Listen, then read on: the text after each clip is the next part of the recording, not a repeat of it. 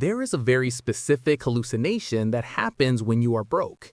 It's this vivid technicolor dream where you imagine that if you could just hit a certain number in your bank account, your entire personality would change. You wouldn't just be richer, you'd be taller. Your skin would clear up, your anxiety would pack its bags and leave, and you'd suddenly develop a taste for jazz and minimalist furniture. For the internet generation, that number is $10,000 a month. It's the arbitrary milestone of making it. It's the six-figure badge of honor. It's the point where you supposedly stop surviving and start thriving. I want to talk to you about what actually happens when you cross that line, not from the perspective of a financial textbook or some guy renting a Lamborghini for a YouTube ad, but from the perspective of a normal human being who just wanted to pay rent without having a panic attack. Because the truth is, making $10,000 a month changes everything, but it also changes absolutely nothing. And the space between those two realities is where things get really, really weird. The first time you see the double comma. The first time it happens, it feels illegal. That is the only way to describe it. You look at your banking app and your brain refuses to process the information. For years, your internal calculator has been calibrated to a scarcity mindset. You know exactly how many hours of suffering go into $100. So when you see a five-figure deposit, or when you add up your freelance invoices and realize you've cracked the code, you get this rush of dopamine that is so potent it feels like you just chugged 4 espressos and jumped out of a plane. You walk around for the next 48 hours with a secret. You're at the grocery store looking at people thinking, I am a titan of industry. You feel invincible. You immediately decide that you are going to be smart about this. You tell yourself you're going to save it, invest it, and retire by 35. But then the biological imperative to celebrate kicks in. This is usually the moment I call the great sushi incident, though for you it might be the steakhouse incident or the bottle service incident. You go out to dinner, and for the first time in your life, you don't look at the right side of the menu. You look at the food you actually want to eat. You order the appetizers, you order the drinks, you tip 40% because you are a benevolent god of the economy. It feels amazing. It feels like you have finally exhaled after holding your breath for your entire 20s. You go to sleep that night feeling safe.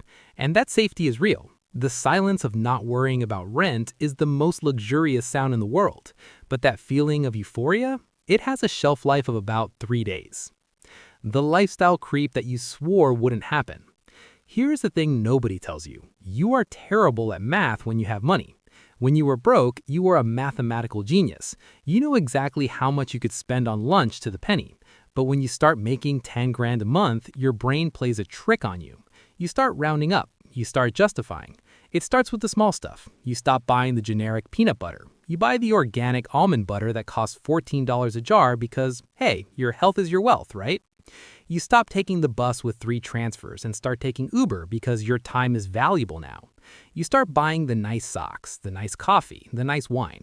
You convince yourself that these are small rewards for your hard work, and individually they are, but collectively they are a tidal wave. This is called lifestyle creep, but when you're in the middle of it, it just feels like dignity.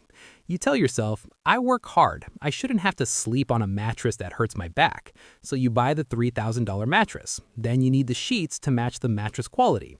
Then the bed frame looks cheap compared to the mattress, so you upgrade that. Suddenly, your bedroom looks like a hotel, which is great until you look at your credit card statement. The trap is that your definition of normal shifts overnight. When you were making 3 grand a month, 10 grand seemed like infinite wealth. But once you make 10 grand, you realize that in a major city, 10 grand isn't rich, it's comfortable. It's, I can buy avocados without checking the price, not I can buy a private island. You find yourself spending $7,000 or $8,000 a month just to maintain this new comfortable baseline. You look at your savings account and realize you are saving the exact same amount you were when you were broke, only now you have nicer candles than a leased Audi. The government becomes your worst roommate. Let's have a real talk about taxes, because this is the cold bucket of water that wakes you up from the dream. If you have a regular job, taxes are just money you never see. It's a line item on a pay stub. But if you're hitting these numbers through freelancing, contracting, or a small business, the money hits your account in full. It sits there, looking beautiful and available. Then you talk to an accountant, and you learn that Uncle Sam is essentially a silent partner in your business who does zero work, offers zero emotional support, but demands 30 to 40% of the profits. Writing a check to $25,000 is a spiritual experience. It changes you as a person. It makes you bitter. It makes you start looking at potholes in the road and screaming, I paid for that hole. Why is it still there? You become obsessed with write-offs. You become the person at dinner who asks for the itemized receipt so you can try to pass off a margarita as a business meeting. You start reading tax law at 2 a.m. You realize that making $10,000 a month is actually making $6,000 a month, but you've been living like you make $10,000. This is the moment panic sets in. You realize that high income does not equal wealth. It just means you have a bigger shovel to dig a hole with if you're not careful. The weird isolation of the new rich. This is the part that really catches you off guard.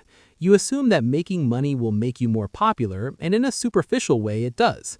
But it also creates a weird invisible wall between you and your friends who aren't in the same bracket. You learn very quickly that you have to stop complaining. You can't vent about your work anymore. If you had a bad day and lost a client and you complain to a friend who's struggling to make rent on a minimum wage job, you look like a monster. You can't complain about taxes. You can't complain about the stress of managing your money. You have to edit yourself. You start performing a weird pantomime of being broke just to fit in. When everyone is complaining about how expensive gas is, you nod along and say, yeah, it's crazy, even though you haven't looked at the price of gas in 6 months. There is a specific awkwardness that happens when the bill comes at dinner. You want to pay for everyone because you can, and you know it would help them out. But you also know that if you flash your card too often, you become the money guy. You risk making your friends feel small or indebted to you. So you sit there doing mental calculus, trying to figure out how to be generous without being a jerk. It's exhausting.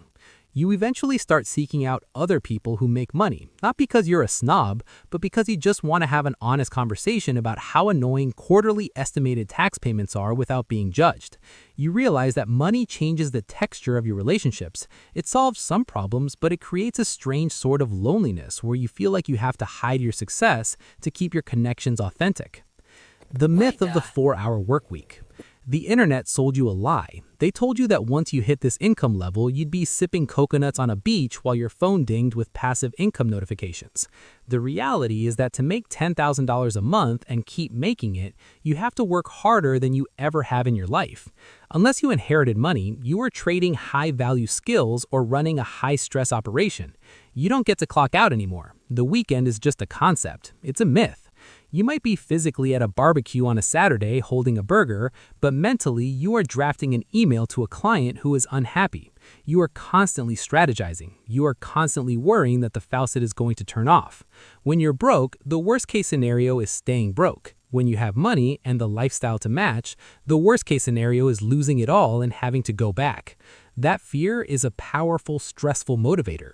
You find yourself checking your email at 11 p.m. on a Tuesday. You check Slack on your honeymoon. You become tethered to the machine that generates the cash. You built yourself a golden cage. It's a very nice cage with great air conditioning and Uber Eats, but you are definitely trapped in it. The freedom money buys is often just the freedom to choose which anxiety you want to focus on today. The boredom of stability. Here is the biggest surprise of all. Getting rich is actually incredibly boring. The movies make it look like Wolf of Wall Street with parties and chaos. In reality, building and maintaining wealth is mostly about spreadsheets, automated bank transfers, and not doing stupid things. Once the initial thrill of the sushi dinners wears off, you settle into a routine. You realize that buying things doesn't actually give you a lasting buzz.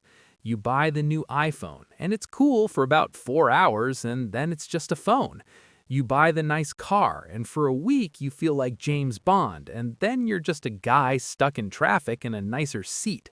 This is called the hedonic treadmill. Your brain adapts to your new reality incredibly fast. The $10,000 month becomes your new baseline, your new zero. You don't wake up every day amazed by your life. You wake up annoyed that the coffee machine is making a weird noise or that your back hurts. You realize that money solves money problems, but it doesn't solve life problems. If you were anxious and broke, you're going to be anxious and rich. If you were lonely and broke, you're going to be lonely and rich, but with a better view. The money strips away the excuse of, if I only had cash, I'd be happy, and forces you to confront the fact that maybe the problem was you all along. That is a heavy realization to have on a Tuesday morning while sitting in your expensive ergonomic chair. The optimization trap. With money comes the paralysis of choice. When you're broke, decision-making is simple. You buy the cheapest option. You don't have to think about it. But when you have money, every purchase becomes a research project. You don't just buy a toaster, you feel an obligation to buy the best toaster. You spend hours reading reviews. You watch YouTube videos comparing blender horsepower. You obsess over getting the perfect setup. You fall into the trap of thinking that because you have money, you should never experience inconvenience. If your internet is slow, you rage. If your delivery is 5 minutes late, you get annoyed. You become a little bit of a diva. You start trying to optimize your entire life. You hire a cleaner. You get a meal prep service. You outsource your laundry. You convince yourself you are buying back time, but usually you just fill that bought back time with more work to pay for the services you just hired. You become a manager of your own life, overseeing a staff of gig workers, and you lose touch with the simple, grounding reality of just doing your own dishes.